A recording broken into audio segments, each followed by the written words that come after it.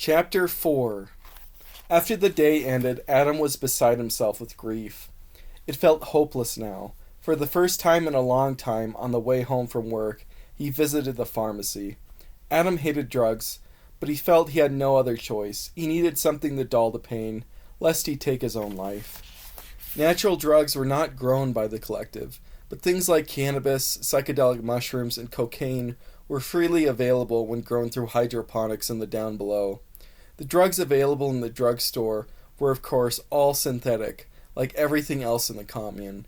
Regardless of being synthetic or not, drugs spanning the full range of potencies and having all imaginable effects were available over the counter in the commune's pharmacies. Even ones grown in the down below were available for purchase within the pharmacy itself. After all, any prohibition on perverse desires was viewed as an affront to humanity. Indeed, they were perhaps the only thing one could really do with one's money within the commune itself. Adam had his pick from the most mild to the most powerful narcotics, depressants, hallucinogens, for his own pleasure. He chose to get a type of benzo to dull the pain. When Adam got home, he immediately took the pills and fell into a stupor. In the olden times, overdosing on benzos would have been a path to suicide. Yet, the commune had created a way to prevent overdoses and suicide through their chips.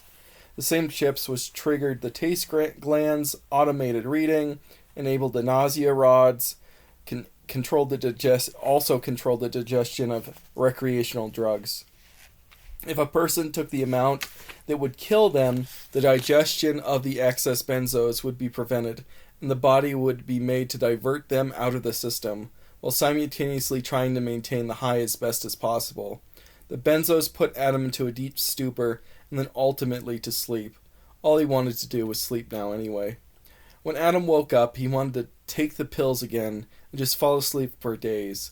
But if he missed school, the consequences that he faced would be just as severe as those that Nina faced. Although, upon arriving, he noted that the incoherent political rambling of the professors had the same sulfuric effect as the benzos themselves. As soon as the classes for the day were over, Adam was able to listen to Nina in jail. The prisoners was an imposing skyscraper, and it was at the very end of the connected structures that made up Central City at the city's edge. Of course, Nina was not a prisoner, and it was not called the Tower of Prisoners or a jail. It was a Tower of Rehabilitation. The collective was a post-justice society and had long done away with that punishment. Nina was an enemy of equity. In the building, though, she was housed with other non-prisoners, and the majority of them were antisocials rather than enemies of equity. The antisocials were traditional criminals who did such things as murder, assault, and the broad category of what was termed rape by the collective. Been in the building, and he found it intimidating. The antisocials were all stronger than the guards, yet the antisocials were kept in place by the nausea rods. All these guards were weaklings, and the majority of them were obese women, in keeping with the policy of matriarchal humiliation. The idea being that the male criminal behavior could be cured through women humiliating them ritualistically. But ideological justifications were just pretexts in Adam's mind. These fat women held power because they were the in-group of the collective. The collective existed. What Adam noticed immediately was that these non-prisoners had far better living conditions than himself and the vast majority of society. Their cells were much bigger than the pods and had much more comfortable furnishings. Even Nina's cell was no different in this respect. Nina was terrified by her situation. She still didn't know exactly what she had done wrong, and none of the guards of equity would explain it to her. All she knew is that using the word retard was what placed her there. Neither Nina nor any of the other non-prisoners were afforded lawyers. Such things had long since been banned. It was a tenet of the collective's ideology that justice was a horrific monstrosity of the most primitive of civilizations, and lawyers were at the center of this monstrosity. Lawyers existed for no other reason than to perpetuate inequality and make sure that the darker races of the past, before gene editing, were subjugated. At trials, there was only a judge, the accused, and various witnesses.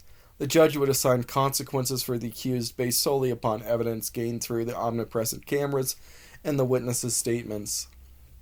While information could be read into someone's mind through the chip, and control of the nervous system could be overwritten, the chips could not extract information out of someone's mind into their database. The commune, despite all its stated efforts, did not have the power to integrate the human mind with a computer system directly. Thoughts could not be transferred into data. Even those in the chairs only had their motor functions connected to the chairs, but they still saw with their eyes on the screens in 3D classes. Beaming into the mind was just playing audio directly in the chips connected to the auditory nerve. Adam sat across from Nina as he visited her. "I'm scared, Adam," Nina told him, almost shaking. "Why? What can they do to you? They'll just fry your chip and dump you in the down below, just like you wanted." "No, Adam. They don't do that to enemies of equity." Fear was evident in her voice. "Okay, maybe they'll wipe away your social credit score, make you repair buildings in dust storms, rather than prune fungus off the aged. Adam tried to be optimistic regarding the situation. "Adam, I think it's going to be much worse than having your job changed to a dangerous one. You don't understand because you're focused on your books, and you ignore the news and what they want you to see. The judges have the ability to punish enemies of equity arbitrarily and enact fierce revenge on behalf of the collective." The conversation went in circles as Adam tried to find something to cheer Nina up, or at least get her mind off the trial, but it was futile. The people's vengeance was all that she could think of. All hope of them ever living together had faded from her mind, and sadly, he also knew their window of opportunity had passed. Even if that window of opportunity had passed, that did not mean that their interest or affection for each other had waned. Far from it. Nina spoke of Adam as his visit as if he were a saint. There was a hole through which he could stick his arm, so they held hands. Every time she talked about her coming fate, she tightened her grip. She kissed the glass as she wept. Nina's trial was set 7 days after her offense. It was only at the trial that he learned that this period of 7 days was called a week. Adam knew of no calendar, merely his 2-day cycle of classes, with one day devoted solely to class and the next day devoted between class and work. On the first day of the next few cycles, he visited Nina for as long as possible. He would have visited Nina on the days he had to work, but by the time he got off his work, the visiting hours were closed, and if he skipped his job or classes, he would face severe social credit penalties himself, and could be relegated to a dangerous job as punishment. When Adam got back to his pod after working or seeing Nina, he took the benzos until his body rejected them, getting as high as his tolerance would allow before passing into a sleep-like state. Adam was not reading anymore, as he had been too upset by what had happened. Despite all this, he occasionally thought about On the Coming of the Incarnate Archon. Eventually, Nina's trial did come. It was then that Adam learned that the trial would be televised live, and that all members of the collective were required to watch it. Before it began, Adam was given a brief 3-minute audience with Nina, one-on-one, without a barrier between them, since he was both the only witness and the only person who apparently was registered as a relative or friend. "So this is the end of the line," Nina said sardonically. "I guess so, but I'm here for the show too," Adam replied with the same tone. "I still don't know what I did, but apparently one of the words I read in the book put me here. No wonder they don't want us to read them, huh?" She ended her sentence with a fake chuckle. "But would you have stopped if you knew it was going to end this way?" Adam asked. "No, never. I would have never changed anything," Nina told him triumphantly. There was then a long pause before Nina spoke again. "I just wish I told you sooner. I wish I asked to be with you. I liked you for so long and never made a move. I just wasn't brave enough," she continued. The sardonic tinge in her voice was gone now. "Well, it's too late to have regrets," she laughed. There was then a long pause once again before tears ran down her face. Her reptile eyes were human deep down after all. She looked up at him with longing eyes, and Adam felt an instinct in the back of his head tell him to do something, and for once in his life, he did it. He kissed her, and she did not pull back. It was clear that that's what she wanted. They kissed for a minute straight before the guards came in and turned on the rods to make her walk away into the courtroom. The kiss was sloppy, and it was made between two people who had never kissed before, but more than anything, it drove home the reality of the situation to Adam. As she was pulled away, she told them the last words that they would ever share. "Don't forget me." She then was gone before Adam could respond. There were only 6 people in the small courtroom. There was a single female judge who sat at a podium with 2 guards to control Nina. The judge was the most grotesquely fat creature that he had ever seen. She resembled the elephant seals he had seen in his textbooks as a child. There was a person operating the electronic devices on behalf of the judge who broadcast the trial to the entire nation. He had been strapped down to a human-sized handcart and wheeled in by the guards. Then there was Adam, who sat in the distance in order to watch the entire thing. The entire affair began with an introductions for the judge read out by the guards and a statement of the crimes which Nina was accused of. The commune member known as Nina, or number 78337400243, spoke aloud the noun R6. This is not just an arbitrary social violation of the compact of the commune, but an act of stocratic terrorism against the differently abled. The very use of the word jeopardizes civil society and places numerous members of the commune in imminent danger. We will now review the evidence gathered, which proves that this violent violation of the compact occurred. The judge played the video of Nina, albeit muted so as not to broadcast the word retard on national television. There was then a diagram of pictures that showed Nina's lip movements, proving that she indeed uttered the unutterable. Then one of the guards left the room, only to return with a box of books that Nina had owned. The books were said to have led Nina into the path of uttering the abominable R6. The books were then ritualistically burned before the camera by the guards. During this entire trial, Nina sat there silently without saying a word. All the accused were blocked from speaking or defending themselves in the trial by the chips inserted in their brains. After less than 10 minutes of reviewing the evidence, the judge began the sentencing. Nina, or number 783374243, will be given a lobotomy as retribution for aristocratic terrorism, then exiled. This will enable her to experience the life of the differently abled people that she has assaulted. When this was pronounced, Adam felt empty inside. He didn't know what a lobotomy was, but he knew it was terrible. Tears slowly began to fall down Nina's face. Adam wasn't sure what to do or say. He was seated far from her, and he had a distinct feeling that he would be liable to punishment if he tried to console her. So he just sat there and watched on in horror. After a long pause following the sentencing, 2 more guards came into the room, wheeling a mounted power drill. They then placed it in front of the judge's podium. The other guards, which had already been in the room, then wheeled Nina in front of the drill. Nina didn't say anything. She just cried as she was prepared for her doom. Once both pieces were in place, the judge ordered the lobotomy to occur. The guards used the nausea rods to stretch out Nina's body as flat as a board against her handcart. Next, the other set of guards turned on the drill and gracelessly inserted it into her forehead. Nina tried to resist, but the chip was too strong. Her muscles trained as they tried to listen to her mind, but they were prevented from acting in accordance with the directions of their master, her brain. She tried to scream, but was unable to open her mouth. As the drill was inserted into her head, blood began to pour out of the insertion point all over her forehead. There was a short pause in the drill's progress as it ground against her skull, but after a brief moment, the drill penetrated the skull and entered into her brain. As soon as this happened, the guard operating the drill slammed it into her brain case and penetrated the soft tissue within. All the resistance on Nina's face faded. The guard then pulled out the drill, knowing that the damage had been done. The first set of guards then let up on their nausea rods, freeing her muscles to act on their own accord. Immediately, what was left of Nina was convulsing and seizing up involuntarily. They then let her go for a few moments, then stretched her flat as a board again. One of the guards then cauterized the wound with a blowtorch. The 4 guards then wheeled Nina and the equipment out of the room. Nina would be then taken out of the building to be left in the down below. If she survived, she would awake as an invalid. If she died of starvation, then so be it.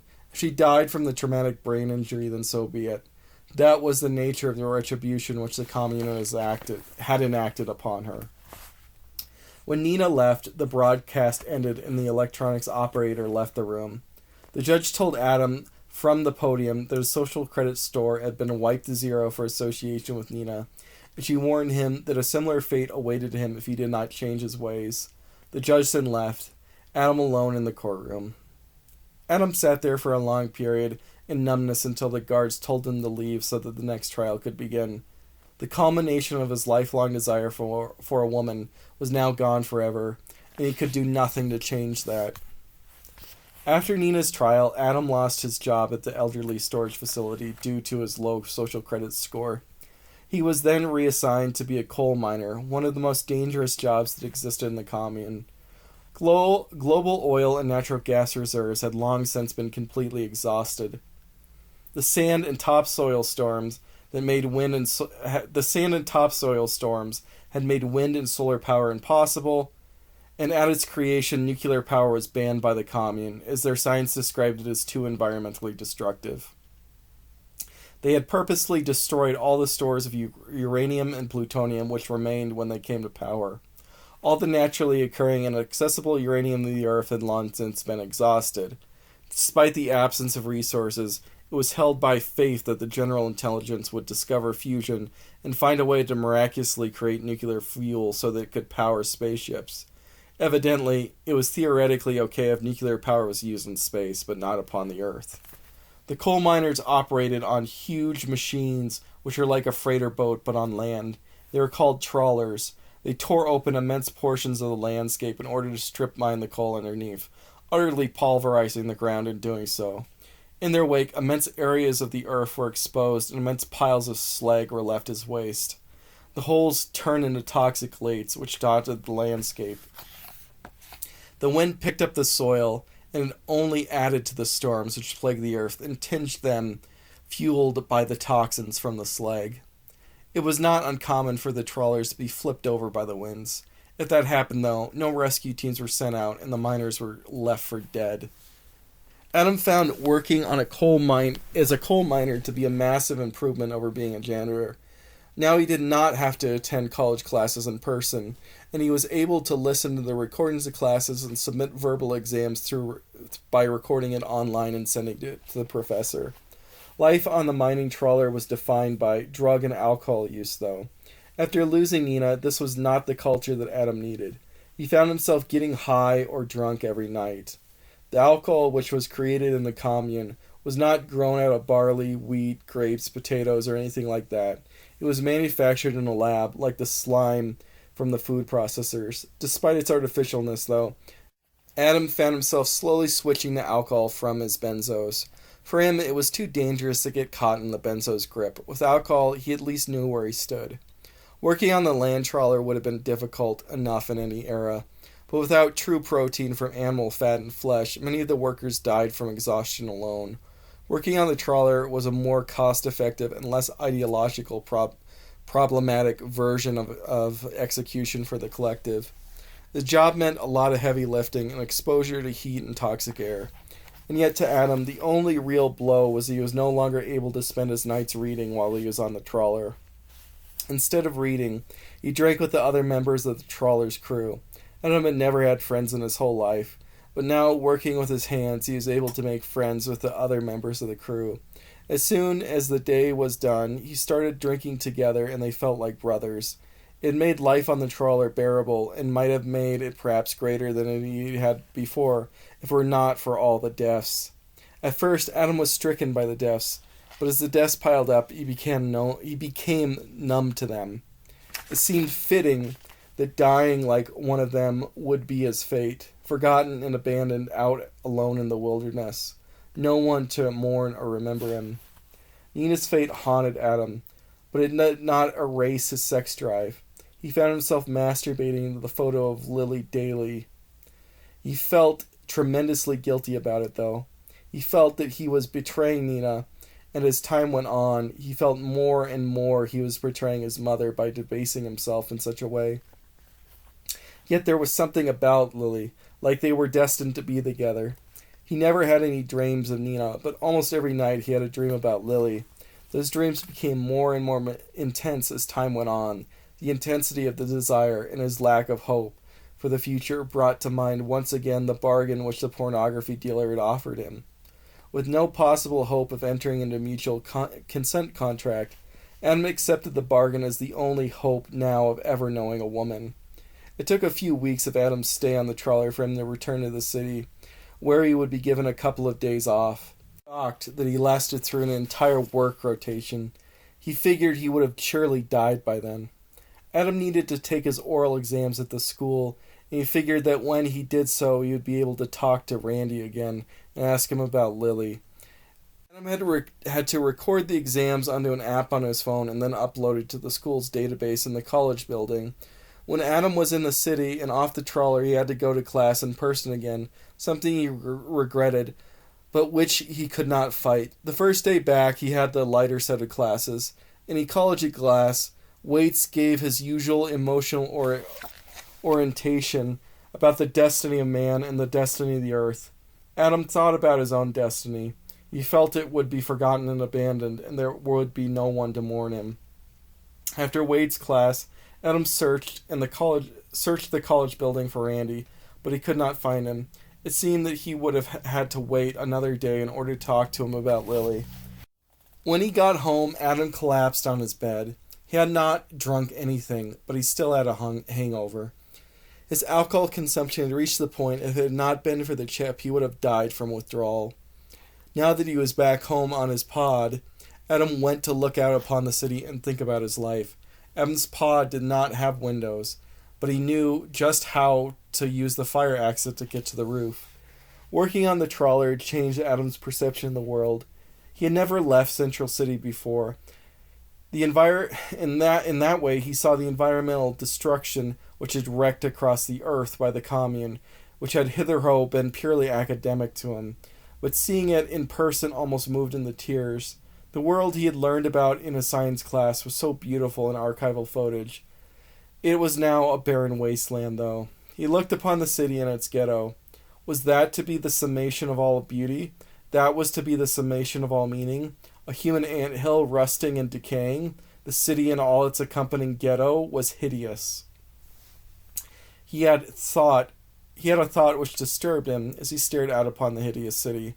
The thought seemed so logical and obvious. The thought that humanity was evil. He didn't want to think. But this felt so right, so natural, so true. He tried to bargain with himself to justify humanity's existence. The best he could come up with, though, was that his mother and Nina had been good. Though that was just them and them alone. Still, he wanted to believe that humanity deserved to exist because of people like them. Then he remembered that he never even truly knew his mother. How could he judge his mother to be good if he knew nothing about her? For all he knew, he could have been snatched from her for a reason. Perhaps Christianity was just as evil as the commune claimed. After all, their God had not stopped human beings from destroying the earth and enslaving themselves in the terrible misery of the commune. Then he remembered Nina and all he could think of. And that was all he could think of. Sure, he liked her as a person, but she could not excite him. She was hideous. How could he have lived happily for the rest of his life when he couldn't even look at her without feeling some sort of pang of disgust deep down? Thinking about how hideous Nina was only made him think of how beautiful Lily was. He wanted her more than anything. He wanted to fuck her until she bled. He wanted to shove his penis in every single one of her holes and hear her scream as he did it. He wanted to smell her pussy. No, that wasn't enough. He wanted to smell her asshole. To lick each hole with reckless abandon. He ran off the roof and ran into his pod. He grabbed the porn booklet of her and masturbated as fast and hard as he could. And within less than 2 minutes he ejaculated without feeling any real pleasure. As soon as the semen left his body, he felt a wave of self-loathing overcome him. If that was what it was to be a man, if that is what it's supposed to be a man, then being a man is disgusting. Surely humanity did deserve to die. Yet despite all that, as soon as he was able to become hard again, he masturbated to her again immediately. He continued to do so, over and over and over again, until he was dry and his genitals burned in pain. All Adam wanted was Lily. There was nothing else for him to live for. Tomorrow he would do everything he could to get to her. When Adam woke up, his penis and testicles were still sore and chafed, and to the point that it made him hard to walk. He didn't care, though, in the slightest. He made sure to wash himself off before he went to college, though. And then he made it to class early, and he sat in the back of the room to make sure that he'd be able to watch Randy come in. For a long time it seemed that Randy would not come, and Adam felt desperate, but eventually Randy did come. Adam stared at Randy the whole class. Randy never looked back or acknowledged Adam. Adam could not pay attention to a single thing that the professor said. All he could think of was Lily, and as soon as the class was over, he ran to Randy and intercepted him. "I see that you've returned," Randy said as he saw Adam approaching him. "Yes, I have." "Let's not talk here. It's bad for business. Let's find a better place." Randy took out a business wand and pressed it to Adam's forehead, and Adam heard where to contact Randy, and thus how to get a hold of Lily. Randy then walked off to his next class. After he left the message in Adam's chip, Adam was able to replay it off his phone. He replayed it multiple times just to make sure it was real. He was supposed to meet the man in an empty pod complex 8 hours from then. Adam was disappointed he would have to wait, but Randy was a student like him, and he had to go to his classes. Adam didn't care about the classes anymore, but Randy did. In the succeeding classes, it was far too difficult for Adam to pay attention. All he could think of was Lily and all the parts of her body and what he would do to them. When the classes ended, Adam rushed to the location given by Randy. Randy had told Adam to meet him at a pond complex, which no one was living, even as refugees from cities all across the earth were retreating to Central City.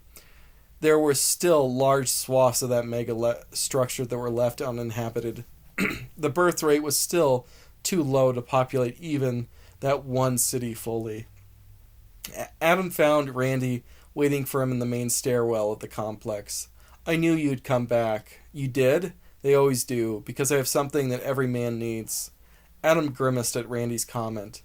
"So what will it be, my man? What do you want today?" Randy said with bravado. "Do you remember the girl I brought the pictures of?" Adam asked nonchalantly. "No, I don't even remember you. So that means you're going to have to jog my memory." "It was a redhead girl. Her name is Lily," Adam responded. "You're going to have to be more specific." This took Adam back for a moment, but then he knew what he had to say. She looks like me," he told him. "Ah, there. Oh, of course. I don't have her info on hand. I need to get to it." Randy began to walk away, and then he paused and turned around. "Oh, you could come with me if you want." Adam shrugged and followed Randy upstairs to his office in the building. Randy's office was a cluttered room full of filing cabinets. He opened up one of the filing cabinets and began to thumb through various little picture books, like the one of Lily that Adam had bought. Looking over Randy's shoulder, he thought that all the women in the filing folder had something off about them. One girl had a giant beak-like nose. The next was fit and had a thin body but had giant saggy breasts whose nipples sat below her belly button. There was another woman who had the same modification of Nina. This drawer was no doubt the drawer filled with odd women for those who had strange tastes. He hastily flipped through the books over and over again. He appeared agitated. It seemed he would never find it until he saw the book. Apparently it had fallen between one of the drawers. Ah, yes, Lily. He held out the booklet, which was identical to the one he had sold Adam, except for it had a code in the back to scan with his business wand, so that the information could be transferred to the mind. "Well, it looks like I have it. What exactly was the deal with her again?" "I wanted to," Adam stuttered for a bit, unable to say the words out loud, before he just forced them out. "I wanted to meet with her and perhaps see if it's possible to get a mutual consent contract form signed with her." "Ah, I see. I've not talked to her in some time. She has not had any other customers other than you. If she's still up for it, I think she would be quite pleased. Let me see your ID." Adam took out his ID card and Randy scanned it with his business wand, which read out the social credit score. 0. "Well, I don't think you're going to be able to procure a mutual consent form in this or any other lifetime. But I don't think she'll claim you raped her, I promise." Adam didn't care about getting the form anyway. He just thought, if he could swing it, then why not? I can call her and arrange for her now if you want, Randy told him. Okay, Adam told him back, still unsure of himself. Randy then picked up his phone and called Lily. No one answered, though. On the second call, Randy left a message.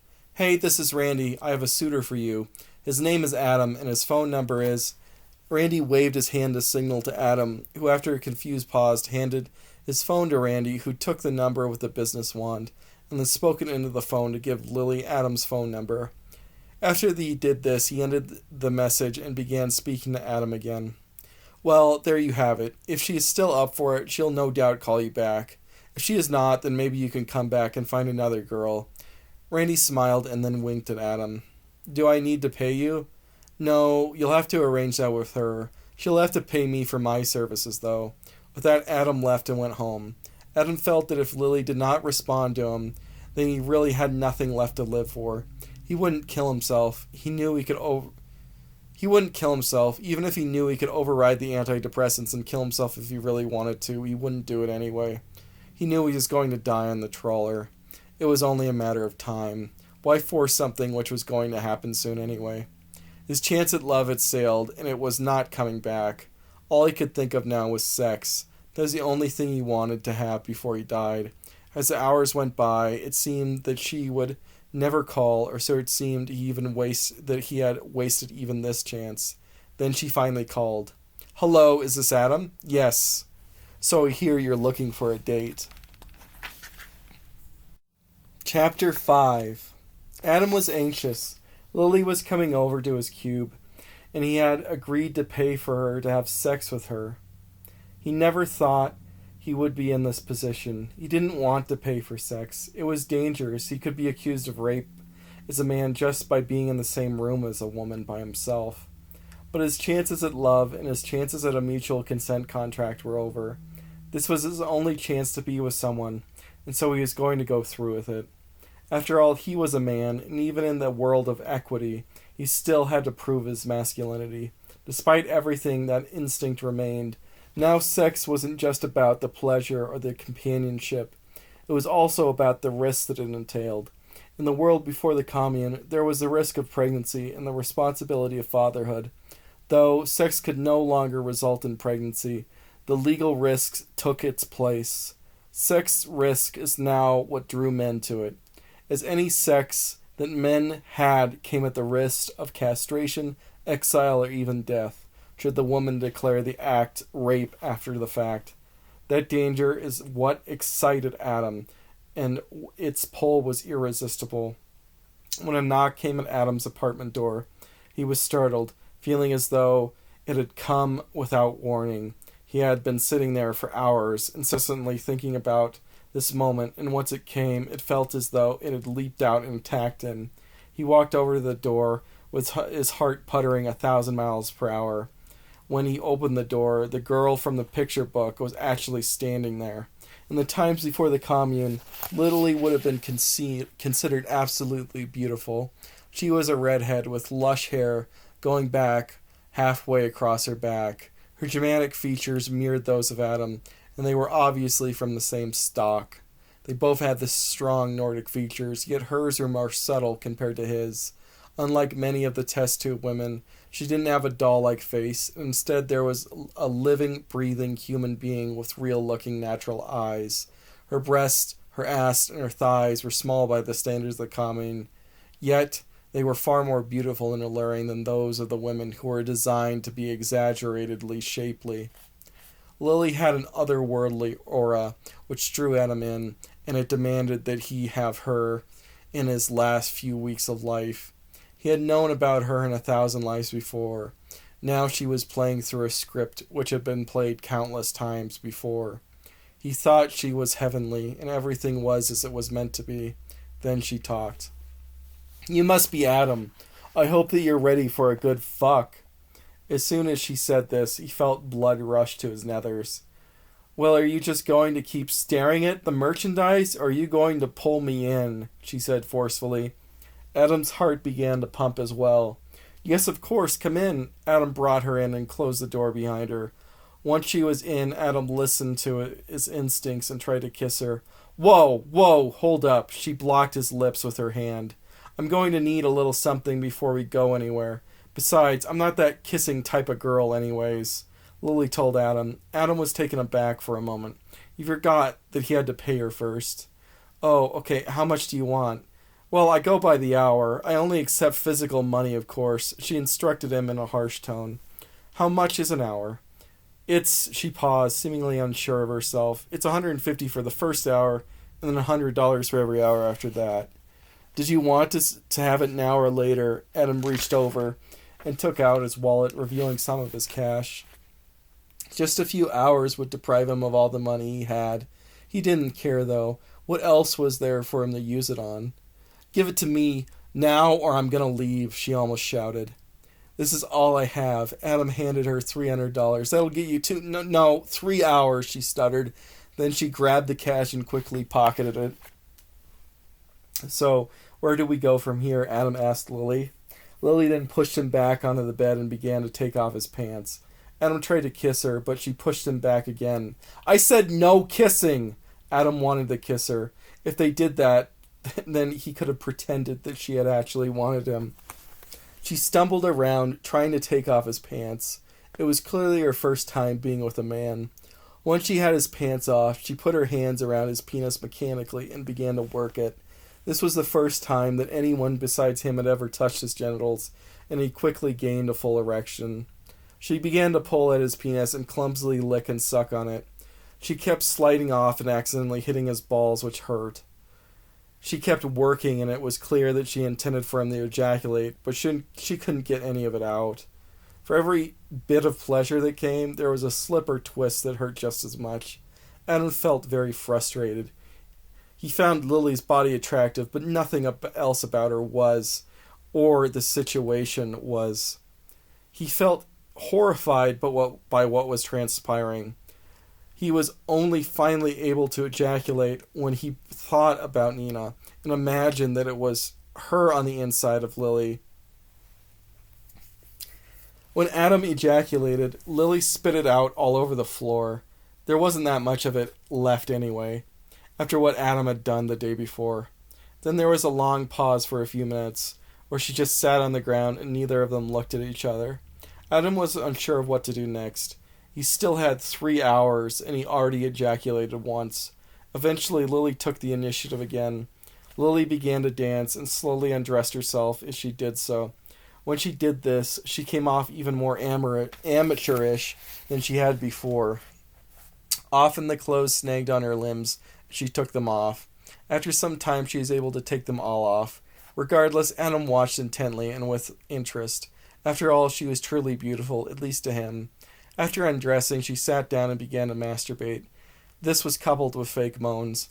A good 20 minutes had passed by this time, and Adam was able to gain an erection once more. When he saw this, she returned to him and took the initiative once again. She pushed him into the bed and began to mount him. But as soon as she did this, something snapped in Adam's mind, and he flipped her over and placed her into a missionary position. He began to pump vigorously, but he was having difficulty fitting in, and it was becoming clear that she was a virgin.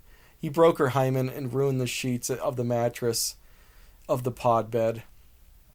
Adam was shocked that she even had one. They were supposed to be engineered out of all test tube women, and that putting it back in was impossible, that it was banned when the people picked their genetic loads for their offspring.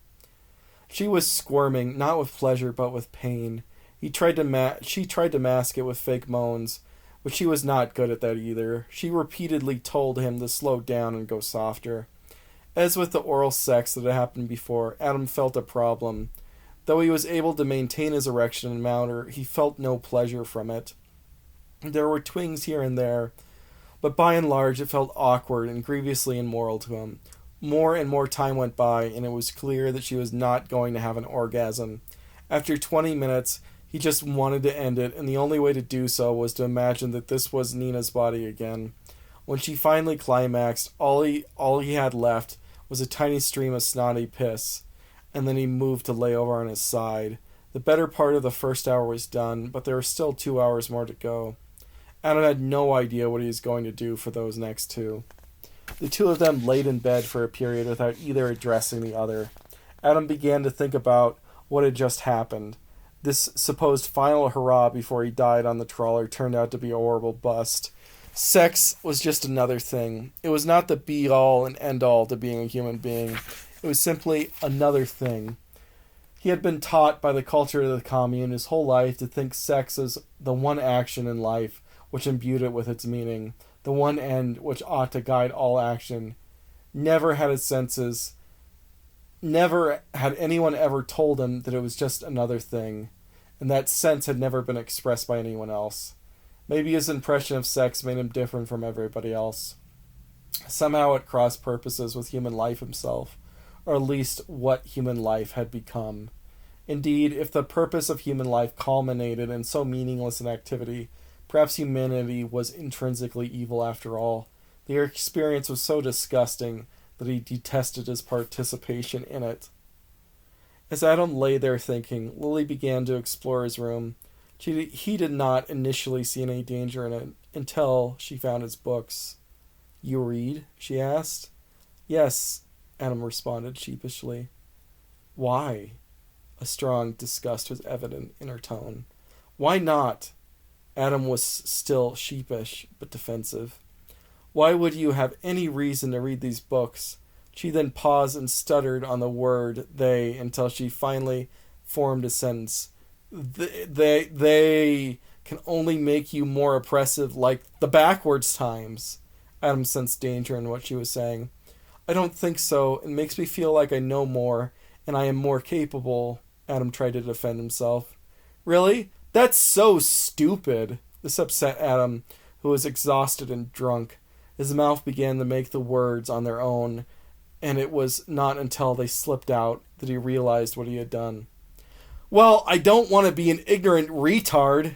As soon as the R6 left his lips, the buzzing went off, sounding throughout the entire complex. "What is that sound? Is there a fire?" Lily asked. "No, there's no fire. It's just me." Adam was not mad at himself for uttering the forbidden word. He accepted that this was his fate. He would soon be reunited with sweet Nina.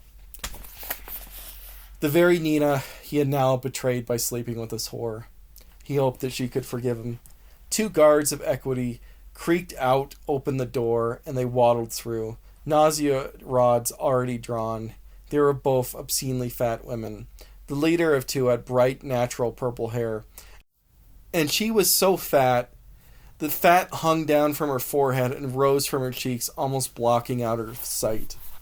They aimed their rods at Adam for a seemingly eternity before they finally discharged them. Adam, who was sitting up in the bed, immediately fell into violent spasms. He soiled the bed with his feces and vomit as he convulsed. The lead guard then spoke to Lily. "What are you doing here with such a wretched enemy of equity?" Despite the pain and the spasms, Adam could still look up and see Lily. She was terrified, and in her terror she said what came naturally. "He raped me!"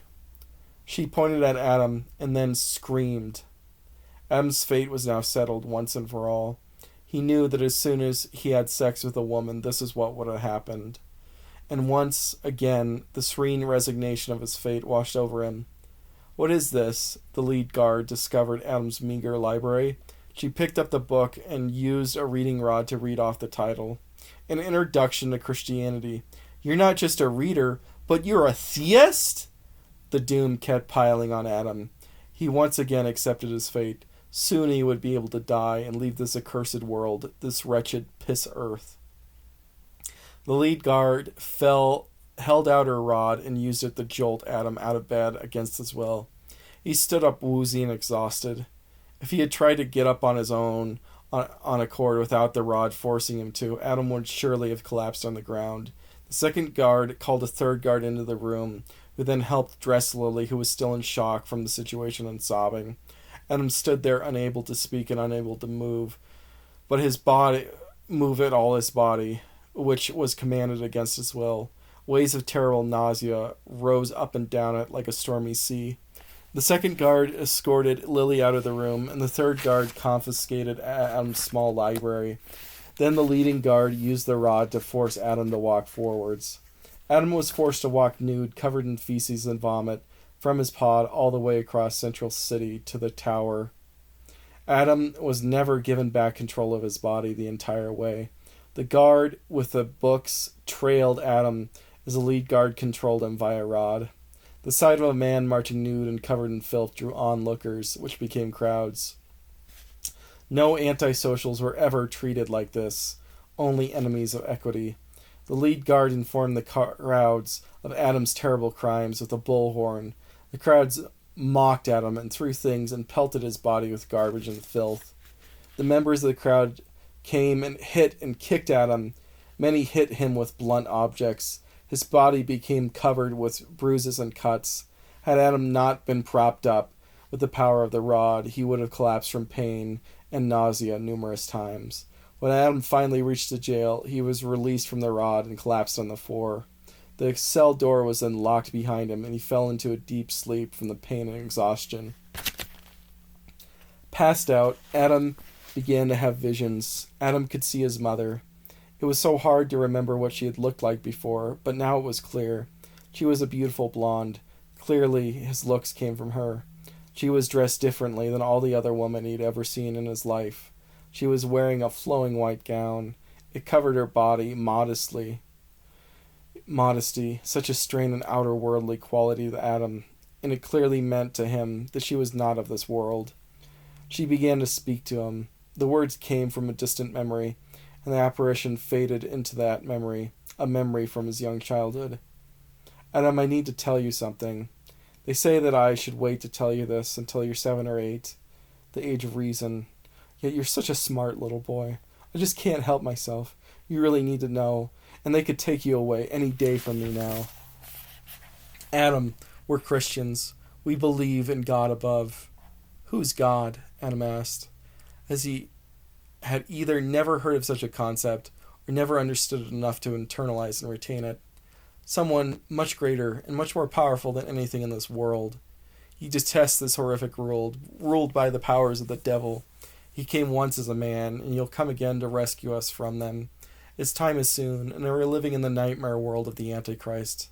His mother then began to cry as she was overtaken by emotion and anger. Mommy, why are you crying? Because it's so hard. What's hard? Hiding from them. Hiding from who? The people who want to take you away from me, and make sure that you don't believe in God, and make sure that you never knew who I was. What people? The bad people. The people who are controlled by the Antichrist. The commune. That's why we can't live in the city anymore, sweetie. Oh yeah, like Daddy? He used to live in the city. Yes, sweetie. That was before they got him, though. Tears began to stream down her face. Do you miss Daddy? Yes, I miss Daddy too. Why did they take him away again? Because he was a very important man. He was a doctor, and he knew how to make it so that women could have babies the way that they used to. That's how I was able to have you, sweetie. He was a Christian too. He wanted to make it so that mommies could have babies the way that God wanted them to have babies. Mommy, why did they stop having babies that way? Because they fought a war against us, and we lost, and they took away our ability to make babies. Mommy, is the world bad? Yes, this world is very bad. Very, very bad. Mommy, will God get rid of the bad and fix this world? Yes, he will, and he will do it soon, when he comes back. When Adam woke up, he saw that he had slept for an entire day. His body was covered in scabs from the public beating. He was astonished that he had not bled to death, though, and he was even more astonished to find that all of his wounds had scabbed up. He felt lucky that despite the vomit and shit, none of the wounds appeared to be overly dirty or infected. It seemed like some kind of miracle to him. After he assessed his wounds, the first thing that Adam did was to look up around his cell. Even having seen Nina's cell before his, he was still astonished by how much better the living conditions were than in his own pod. The superior treatment of antisocials had been a marked feature of the post-justice society. Adam had his own shower, and its water was warm and could be drawn indefinitely without a timer to cut it off. Still exhausted and sore from the beating and the forced march from the night before, Adam crawled in the shower and turned it on. He found the sensation of warm water covering his body heavenly, and he had never felt anything like it before. Then he noticed that there was a mechanism to flood the shower, and so he was able to enjoy his first bath as well. The water eased the pain from his beating, and he was able to bathe himself more thoroughly than he had ever before. No clothes were taken from the pod for Adam, but he was able to find some clothes in the cell. They were dress clothes from centuries in the past, prior to the time of the Commune, which he recognized from his history class. They must have been placed there so that the antisocials could dress up for their trial. There was a kitchen, a large comfortable bed, and several pieces of furniture. There was a large mounted tablet, which he could watch things on if he chose, but he had no reason to. He just wanted to wait for his death and exit this evil world once and for all, to join his mother and Nina. Eventually a guard came in, and he was told that he would have to wait 6 more days for the trial to begin. Adam watched a handful of antisocials come and go. There were murderers, thugs, thieves, and true rapists amongst them. All of their sentences were less than Nina's. Heterosexual rapists were castrated, but trans men and gay men who were found guilty of rape faced no real exile. Trans women seemed to get a blank check to sexually assault women and men as they pleased. Most of the antisocials didn't even get their social credit scores wiped to 0 like Adam did for knowing Nina, setting them on a path for redemption after a small, short exile. The murderers were given small sentences of exile in the outside world, after which they could return. Their social credit scores remained better than his after his sentencing. They could come back, while he never could. The 6 days took a long time to pass. Adam did not have his books, and he refused to look at the large tablet. There was a part of him that wanted to look at porn one more time before he was tortured and put to death. But that was all that the other men who were locked in the cells did. That must have been all that men in the Commune ever did, Adam came to realize. He remembered the old proverb, "Only chimps in captivity masturbate." He was able to resist the urge. Instead, he meditated on his mother, upon theism, and upon the evil of this world. He wanted peace to come to him. He wanted to die without anger. But more, he retreated inwardly, the angrier he became at the world, and towards man, its most evil creature. He wanted to destroy all men for what they had done to him, what they had done to his family, and what they had done to the earth. Eventually the day came for his trial, and he was dragged to the courtroom by Nazirod, by the very same guard that had arrested him. It made him sick to be moved against his will, but he didn't vomit, as the rod was not discharged. Adam read her name tag. Her name was Officer Lena. It was surreal to be in the courtroom again, but now as the accused rather than as a witness. 3 officers, plus an extra 2 since Adam was considered dangerous. There was a person there streaming the trial, which apparently was also a required viewing for everyone in the Commune. Finally, there was the same elephant seal-looking judge as before, with Lily as a witness. The judge read out Adam's crimes. The Commune member known as Adam, or number 7833741835, has uttered the noun R6. This is not just an antisocial violation of the compact of the collective, of stochastic terrorism against the differently abled. The very use of the word jeopardizes civil society and places numerous members of the collective in imminent danger. Additionally, number 7833741835 has raped the woman Lily, or number 7833742001. Rape in this case by a cis male 7833741835 is an act of patriarchal terrorism meant to reestablish the now extinct patriarchy and the rule of men over women. Finally, religious writings have been found in the residence of 7833741835. Fittingly, he comes from a long line of theists, and despite the Commune adoption and memory negotiation theory he has maintained his religious views of his parents, who were sworn enemies of the collective. These religious tracts were inferred as factors in influencing the acts of stochastic and patriarchal terrorism. We will now review the evidence gathered which proves that this antisocial violation of the compact occurred. The judge played the video, albeit muted so as not to broadcast the word retard on national television. There was even a diagram of pictures which showed Adam's lips, proving that he indeed had uttered the unutterable. Adam, of course, could not speak to defend himself. Next, the judge played the video, this time not muted, of Adam and Lily engaging in sex. This included Lily's verbal consent, which was even played aloud for all to hear. And it included Adam directly paying her for sex, and Lily taking the lead multiple times. Facts, of course, didn't matter, as without a pre-existing mutual consent contract, Lily could withdraw her consent after the act and claim that she had been raped.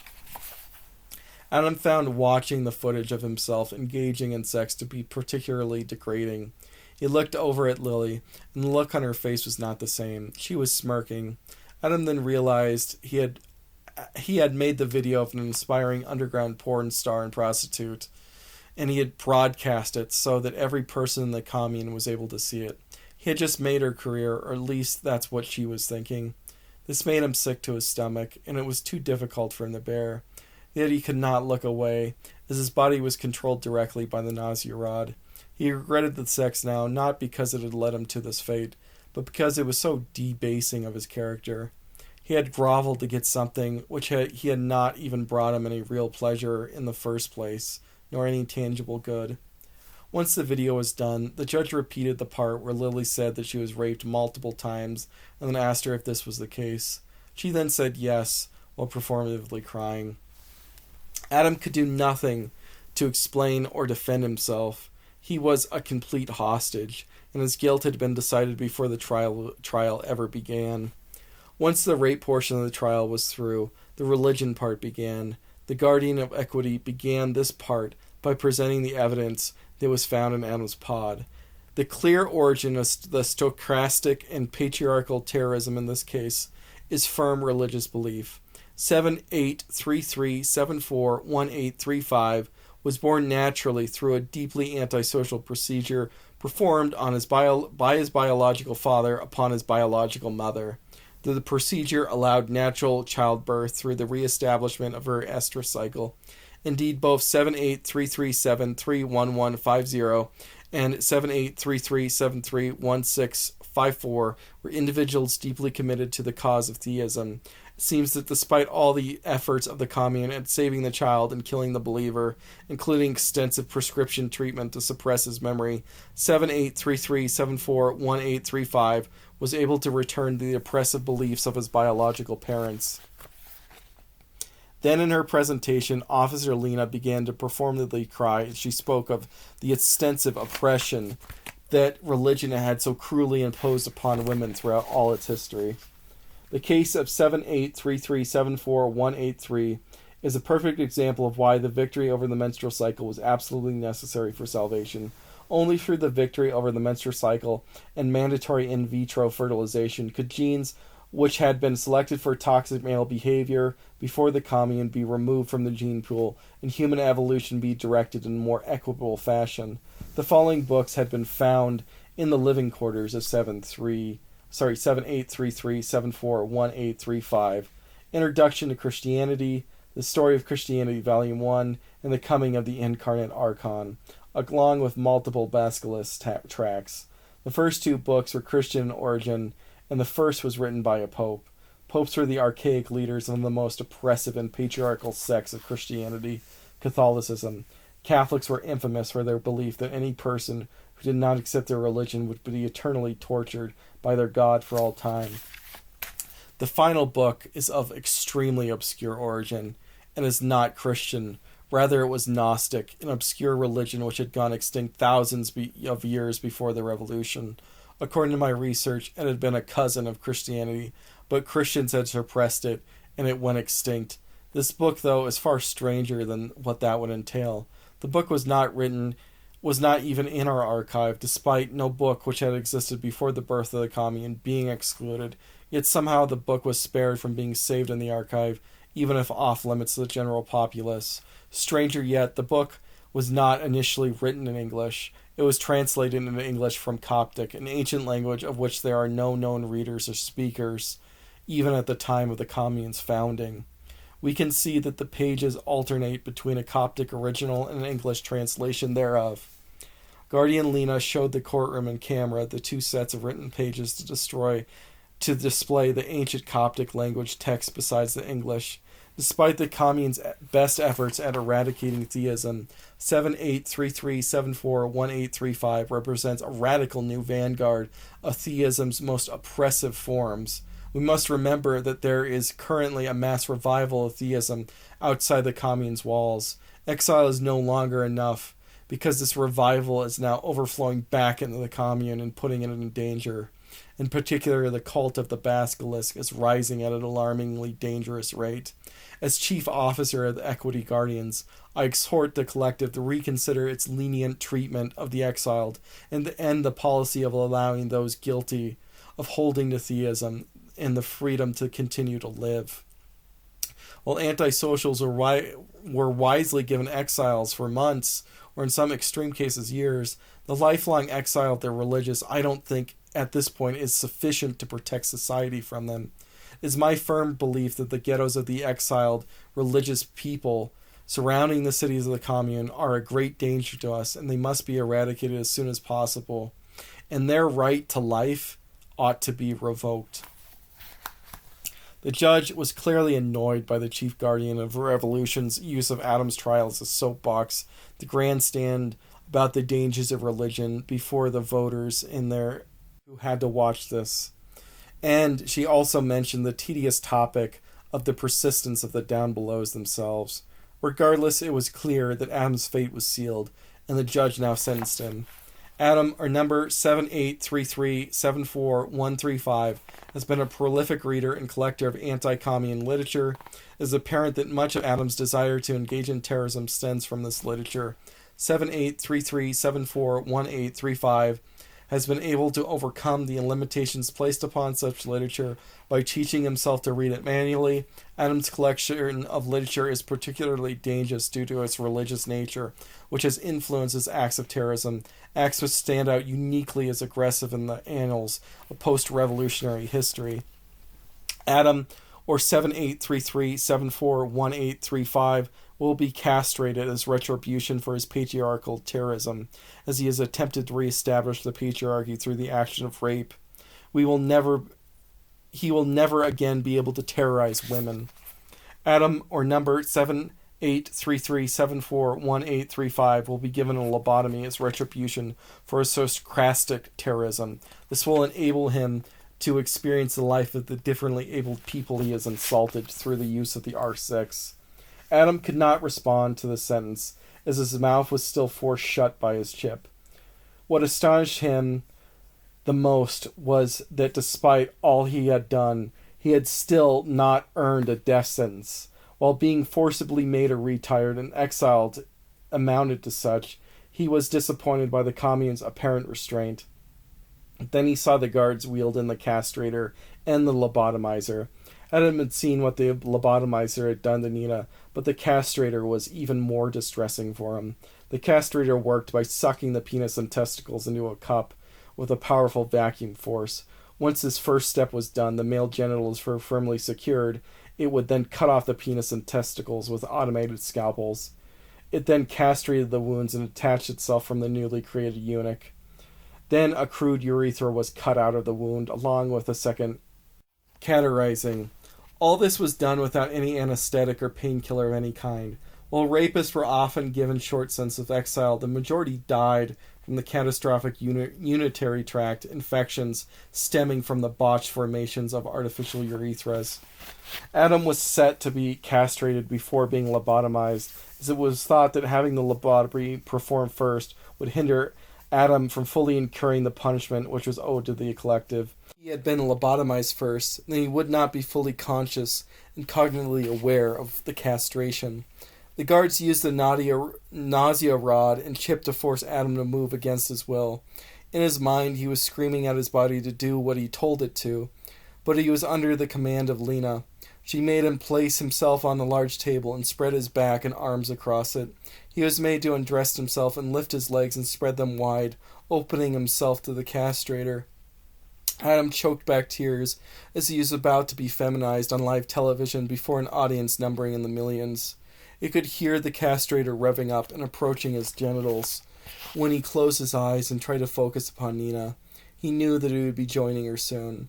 As he closed his eyes, he felt that there was something there. It was hovering over him, a strange presence he had never felt before. Then he thought of a word he had never heard nor read in his entire life. Yet somehow he knew the word would be the ultimate act of defiance. He ought not have been able to utter it, but he felt a presence lifting the veil of the nausea rod's control and miraculously freeing his lips. At first he shuddered, and only the sound of the letter N was able to escape his mouth. But he took a deep breath to gather his strength and screeched the word at the top of his voice a second before the castrator would have cupped his testicles. Nigger! His body jerked itself wildly in a seizure as the word erupted from his lips. The word put his chip into overdrive, and the hold of the nausea rod was broken, and Adam was freed. He kicked himself back from the castrator and flipped over the table and stood up woozy from being under the influence of the rod for so long. Only after standing up was Adam able to see the effect of the word upon the courtroom around him. The lights in the room were flashing bright red and painted the room in a crimson shadow. The alarm had previously gone off when he said the word retard. Now that alarm was screeching repeatedly and at full power. Danger! An N6 has been spoken. Danger! An N6 has been spoken. Danger! An N6 has been spoken. Evacuate immediately. The judge was weeping in terror and crying the words, execute him, repeatedly. Lena attempted to sick the rod on him and was utterly dumbfounded when it didn't work. When she realized that she had no longer any control of Adam, she shouted and commanded for the guards to get him. 4 guards of equity stumbled forwards in an attempt to overpower Adam and restrain him. Their combined weight was 10 times that of Adam's. Yet despite Adam's exhaustion and disorientation, they were no match for him. He simply pushed the first one over, and then she fell onto the floor. She seized up and began to have a heart attack. The second one tried to strike him, but he ducked under her slow and weak lunge. He then swung his legs beneath her and tripped her, and to make sure that she fell backwards and not upon him. The next 2 tried to tag team him, but he kicked the first one, dead center in the stomach, back onto the second, and then they fell backwards together. Adam then grabbed his pants and shoes and put them on as fast as he could. None of the fallen women were able to get up during this time, but Lena was able to lunge at him with the rod. She tried to use it as a baton and hit him in the head. He just grabbed it and pulled it out of her hands. He then slapped her across the forehead, and she stumbled backwards, crying.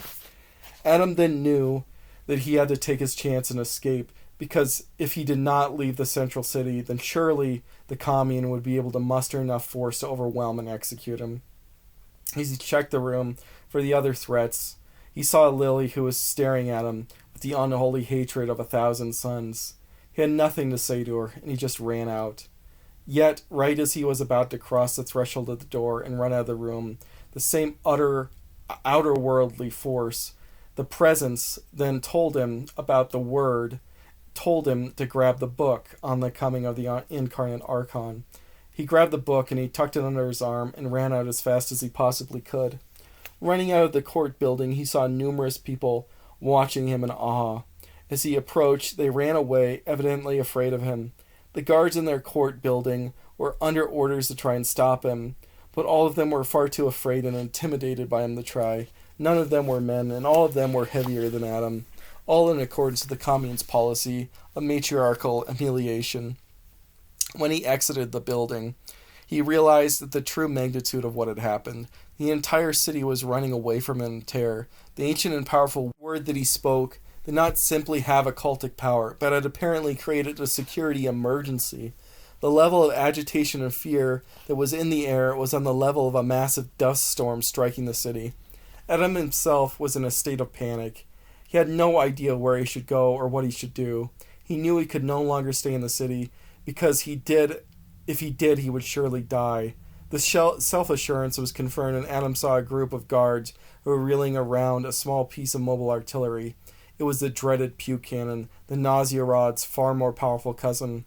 On paper, it was supposed to be a non-lethal weapon, but in reality, anyone hit from it died with uncontrollable seizures within minutes. It worked on someone regardless of whether or not they had a controlled chip implanted. The nausea rod and the puke cannon were weapons created in accordance with the commune's anti-gun, post-justice society. Adam tried to run into a pod complex to avoid the guards and their powerful cannon, only to discover that the entire complex had been sealed off.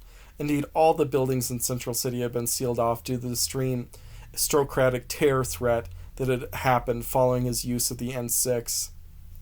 As he tried to enter the pod complex, the guards took notice of him and began to waddle with their cannon in tow, and Adam ran away from them. The guards fired the cannon, but he was outside of the cannon's short effective range.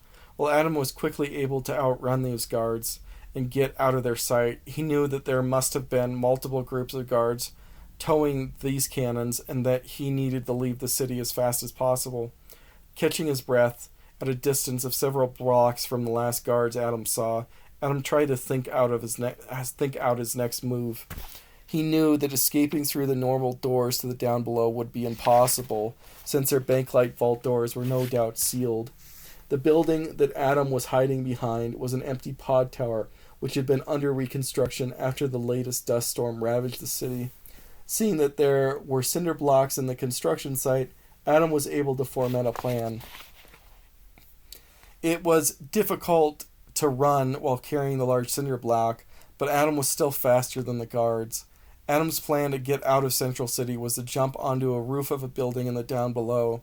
He could not do this on the edge of the city, as there were massive guardrails on its rim, which he could not climb, and which he would not survive a fall from. He made his way to a tunnel with a transparent bottom which let you see what was below, and he knew the right one to go to.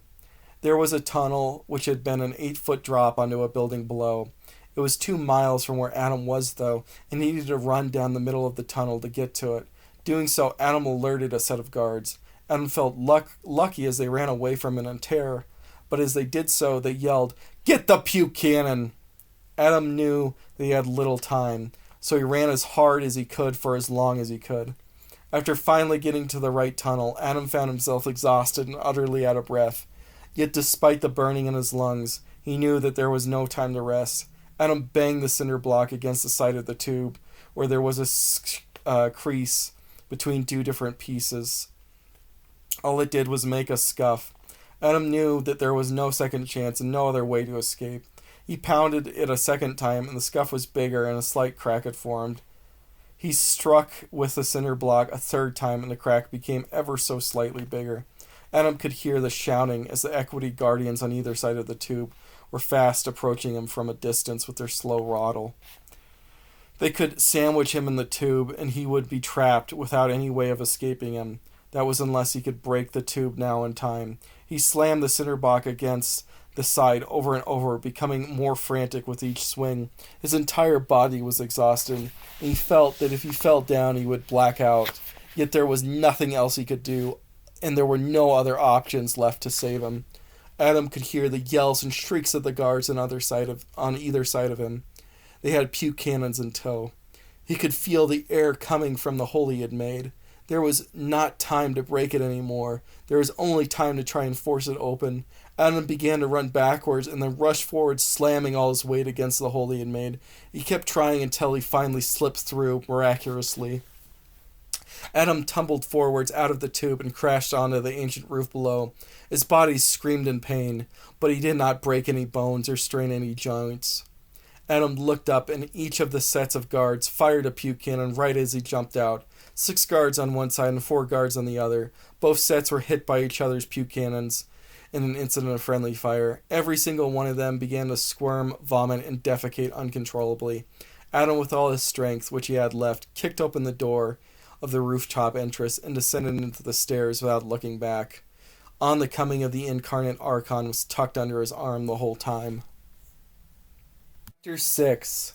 Adam collapsed into an empty abandoned building, which was a crumbling apartment building, which was blocks away from which he had jumped out of the tube from.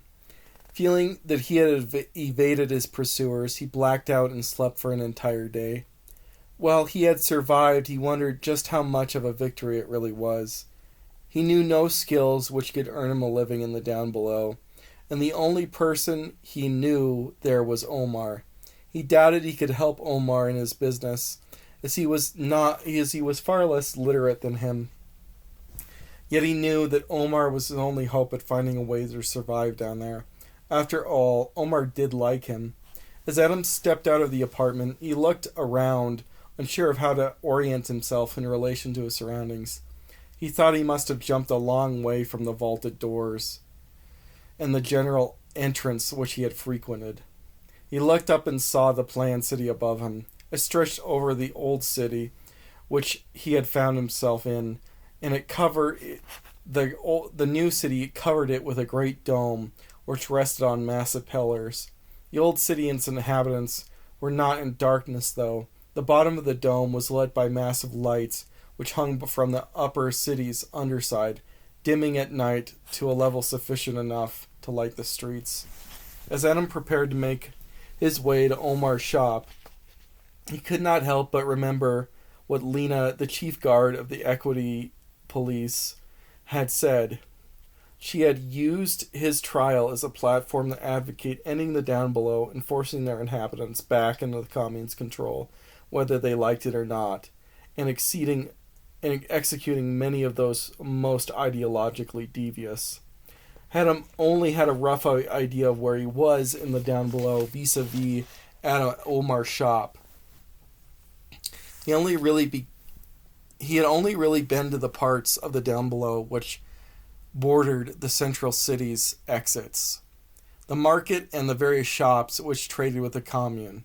Now he was in the vastness of the ancient city upon which the central city was built over.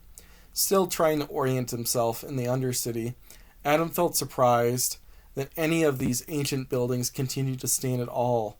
So much of them had been overturned in the dust storm 2 months prior, that the whole area seemed to be a desolate moonscape of rubble, formed of bricks, roof tiles, and shattered glass. Adam even had seen unburied corpses spewed about. Moss, lichen, and ferns had overgrown what had once been concrete and asphalt. The complex flowering plants that had dominated the earth for millions of years had collapsed in number and mostly died out when the commune enforced equity upon nature.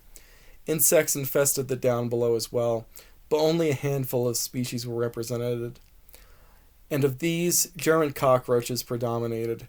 In the commune, they were as ubiquitous and overwhelming in number, and here they were even more rampant, wandering around freely.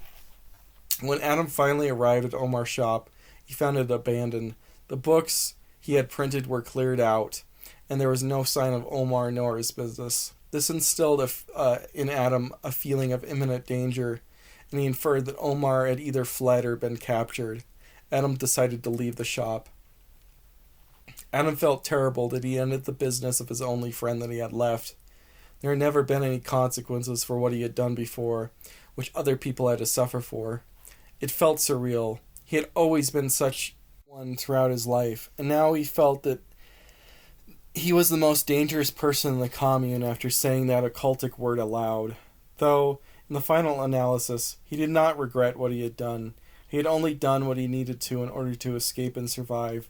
Unfortunately, he had, as of yet, nowhere to go and no plan to move forward.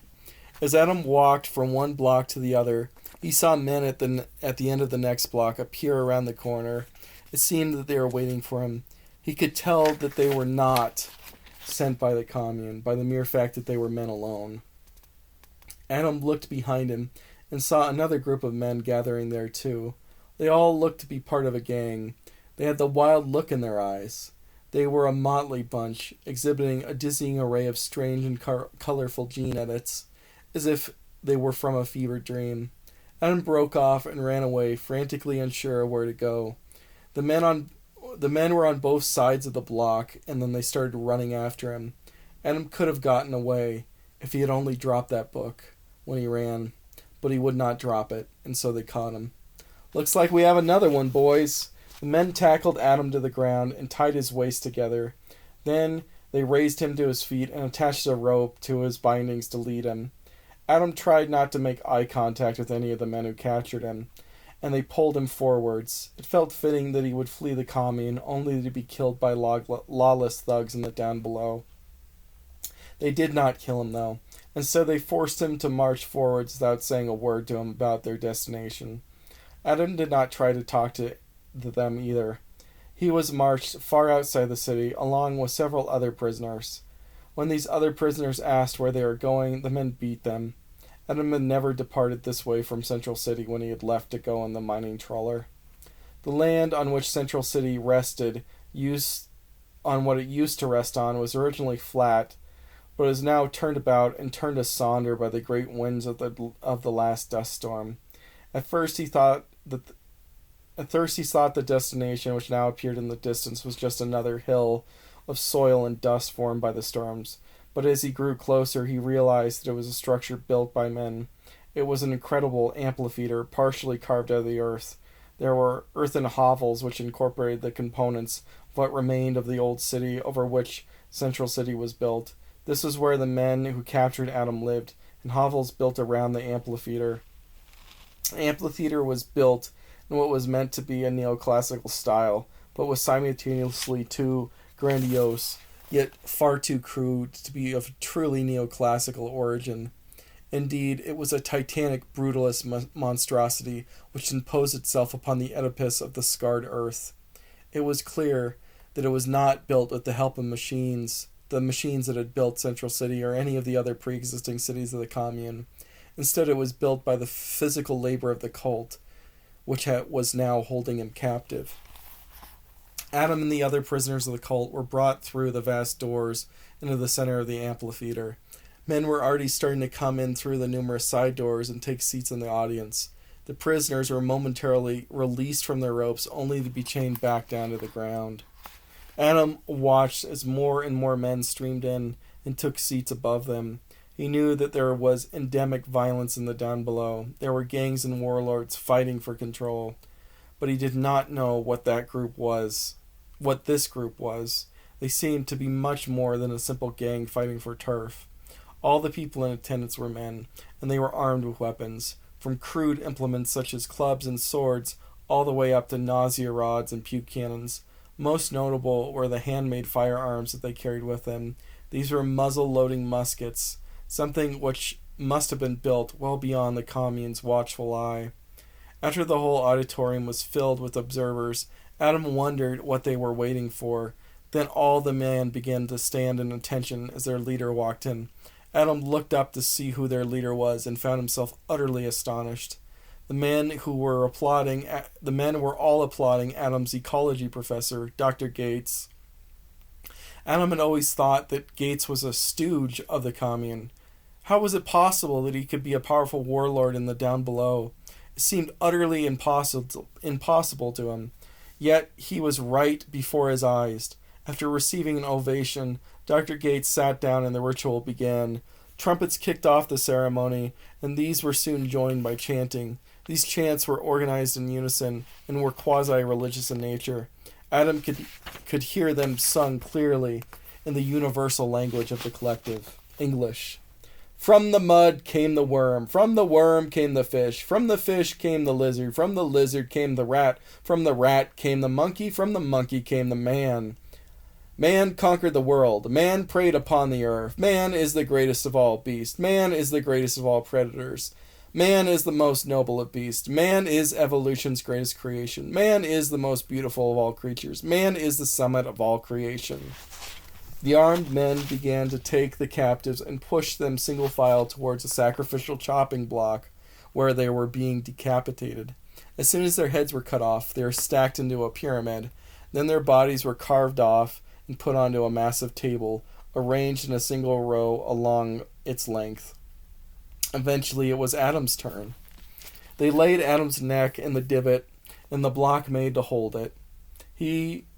As he considered his impending death, he could only wonder whether his head would remain alive for a brief minute after his capitation.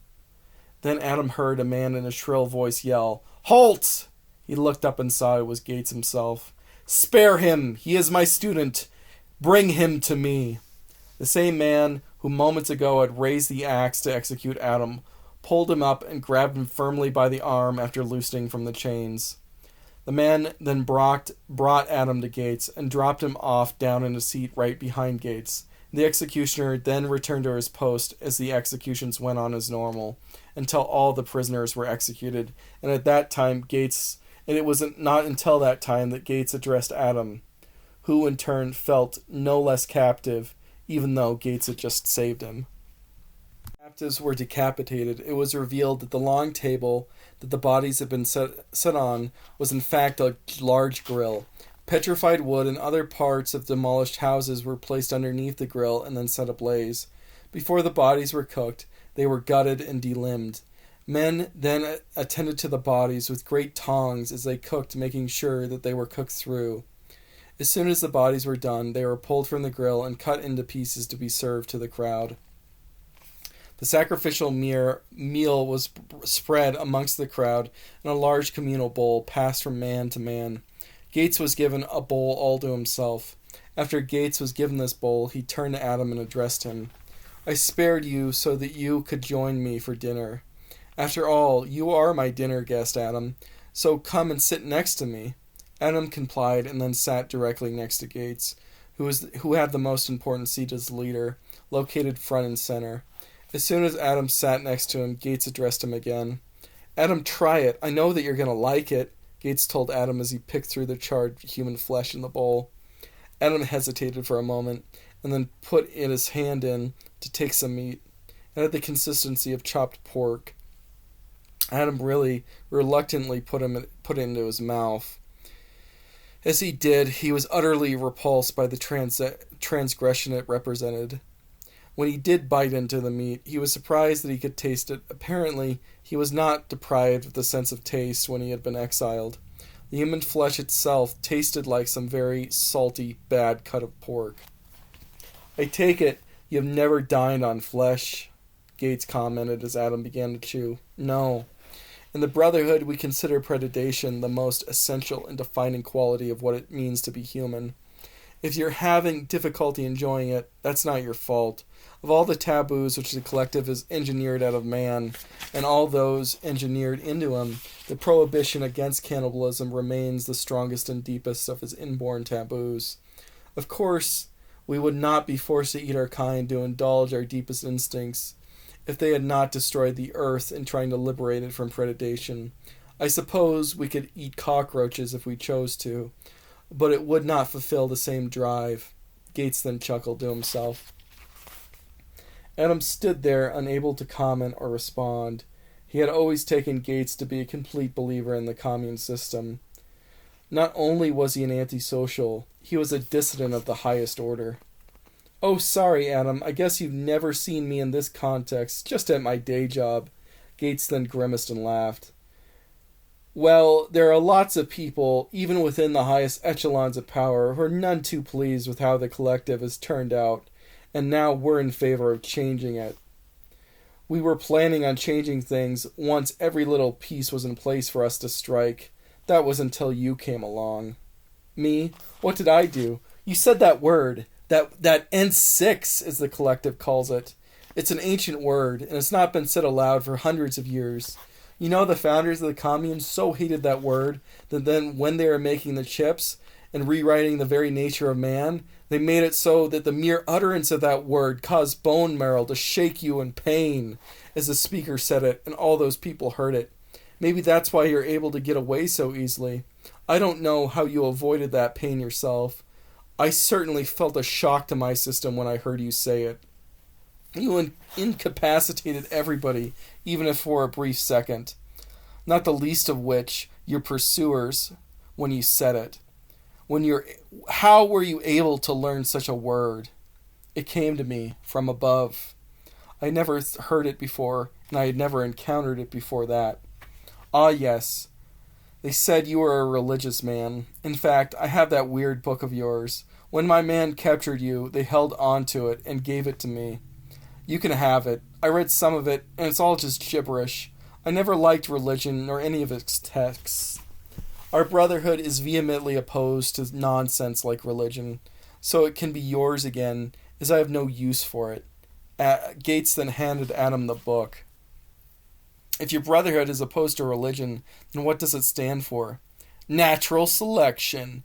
Man is the very pinnacle of evolution. You see, the world was not made by some benevolent god. Rather, it grew out of a state of primeval chaos.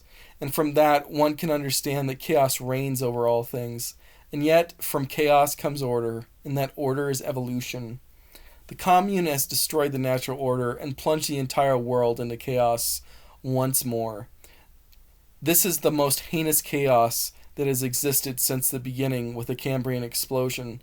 The world has not been this empty and devoid of life in the past 540 million years.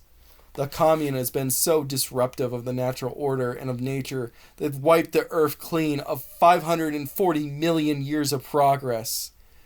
We will end the collective, and we will reestablish a biodiverse earth once and for all. Adam now understood how the professor he knew and how this man could be one and the same.